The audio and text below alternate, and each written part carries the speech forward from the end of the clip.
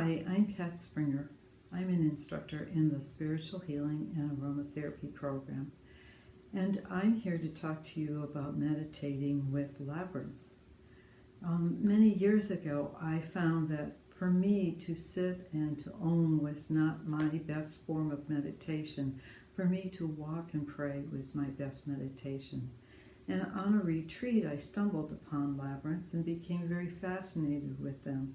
I'd read several books about them, and I discovered that our church history is very rich in labyrinths and why they use them.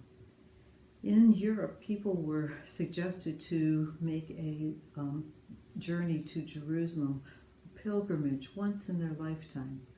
But along the way, there was a lot of danger because they could have been robbed or killed or injured in some particular way. So several churches, 7 to be exact, were commissioned by the Pope at the time to lay labyrinths in the floors of these elaborate cathedrals that were built. People were invited to visit them, and as they walked on these labyrinths, they made their journey to Jerusalem. As time has progressed, and I have a replica of a labyrinth behind me, as time has progressed, this particular labyrinth is considered our Christian labyrinth.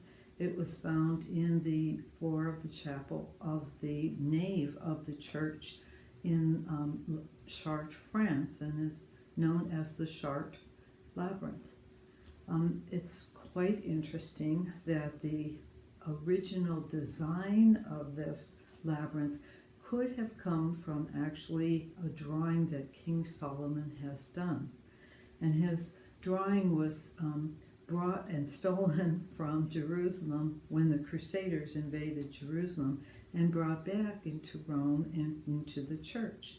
And somehow the design resurfaces again in a very beautiful cathedral in Chartres, France. The whole purpose of walking a labyrinth is to find a place of quietness. So in this particular labyrinth, you're walking and winding your way around this circle to try to get into the center of this labyrinth.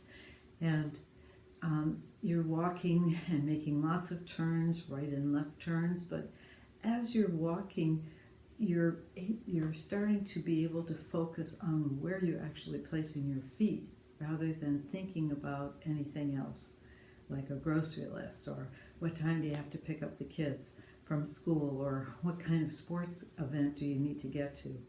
So then by the time you finish walking and get into the center of this labyrinth, this is where you have a connection with God. You've quieted your mind so that you can actually hear Him talk to you. A labyrinth is a single path in and a single path out. A maze, however, is the building of walls somewhere along the way, and it's meant to be a mathematical game. You might want to consider looking at labyrinths, finding labyrinths, and walking them. A good place to go would be to the Grace Cathedral website and just Google in labyrinth locator and find someone that might have a labyrinth or a public labyrinth that's close to you. So this has been your ISHA moment. I certainly hope you'll try walking on a labyrinth. You might find it a very peaceful, restful place. Have a great day.